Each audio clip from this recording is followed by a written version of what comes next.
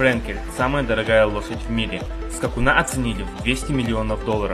Англичане называют таких лошадей Thoroughbred, что означает «выведенная в совершенстве». Именно таким стал Френкель. Сильным, быстрым, элегантным. Френкель – официально признанная лучшая скаковая лошадь английской верховой породы. Конь был оценен в $200 миллионов, что является на сегодняшний день рекордом. Никогда ранее за коня не предлагали такую сумму. В 2-летнем возрасте Френкель одержал победы во всех 4 скачках и стал лучшим среди сверстников. Год спустя, выступая перед королевой Елизаветой II в Аскоте, Френкель одержал триумф. Он был лучшим с 2 до 4 лет.